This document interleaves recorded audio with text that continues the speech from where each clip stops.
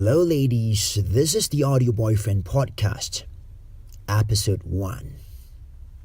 Alright, for this first episode, we are going to talk about why are men such jerks, or why are men so insensitive.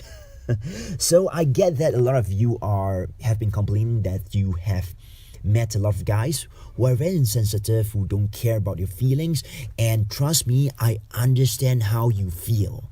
Right, I totally do. I totally get it. But just a disclaimer, I'm not trying to apologize for guys or trying to speak up for them. I'm just sharing with you based on a man's perspective on why do they speak like this or why do they act like this. Now, first of all, you have to understand that, men, right, they rarely share about their problems, right? Because a man do not want to be seen as weak. Because for many years, right, since the dawn of mankind or womankind, right, back then, right, men were being told that they are the provider, they have to be strong, they have to provide, they have to hunt, they have to protect, and when push comes to shove, they will be the first one to die. Right, and there's a lot expected of men, right? And if they were to share that they are weak or something like this, right, they might lose trust among people, including women, right? They want their women folk to rest in peace, knowing that they are good, they are cool, they are totally fine, and they don't have to worry for them, right? So, since in school days, right, boys and girls are being treated differently. And I can attest to that because I used to, work in the education field, even though not as a teacher, but more as a, trainer in schools for a short period of time. And I was told that, boys and girls are treated differently.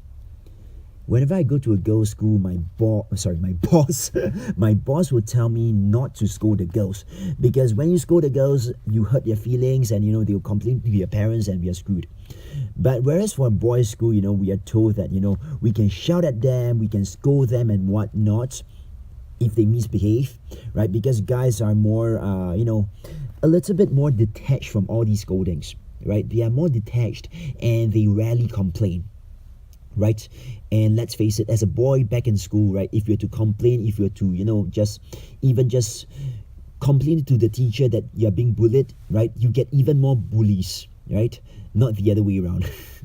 Right, so we are told to toughen up, right, we are told to man up. When we talk to our friends, the first thing we do is that we do not talk about our problems.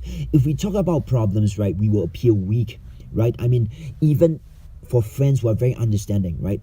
The guy friends will just be around telling us what to do, how to solve that problem, versus just being present there and listen to us. Because this is what we have been programmed to do, right? And if let's say a man were to not to listen to your problems, but instead ask you to cut straight to the point and, ask you for your ask you to actually, provide something so that he can help you, right? I know it might appear curt, it might appear very insensitive, but this is how they are being programmed to live their life, right? And also because, right, when they do not solve your problem, deep down they'll feel useless. They want to have the feeling of solving something to prove their worth. Because the world has told them that you are only a man only if you achieve something, even not directly, right? You have to prove that you have achieved something, you have to solve something, right? And unfortunately, a lot of men have been programmed to be human doings versus human beings. And that could be the reason why they might appear very insensitive, because their mind, their brain is being focused on solving things. So, if you want a man to be more sensitive, which is not impossible, the last thing you would like to do is to tell the man, hey, why are you so insensitive? Right? Because I think men have gotten enough of that. Instead, what you have to do, right, is when you fight heart with heart, right, it will cause, like if you throw an egg onto a wall, it will break.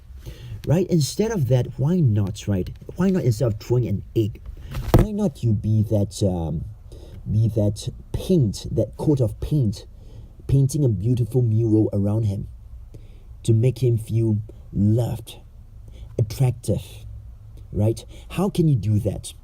Basically, you can just, start off by giving a smile, right? For me as a man, whenever I'm stressed up, when I have a bad day, if let's say someone were just to smile at me, regardless of whether that person is a man or a woman,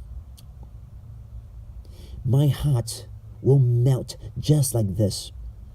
And my negative thoughts will just stop there, and my thinking patterns will just hit to another trajectory. Yep. So yes, I know that, it is quite difficult when you smile at a man and he doesn't smile back, or when you try to say something positive to him and he doesn't say thank you. And trust me, that is the man's ego. But trust me too, when you do that long enough, right, he will soften up and he'll be that sensitive man that you always dream of. Trust me. Alright, so don't give up. Gambate. Or like what they say in the Korean dramas, fighting. So that's it for the first episode of the Audio Boyfriend podcast. Feel free to email me at info@theaudioboyfriend.com if you have any suggestions on what can I cover for my future podcast, or if you have any suggestions on how I can improve my show. Alright, thank you for listening, and I'll hear from you or speak to you soon.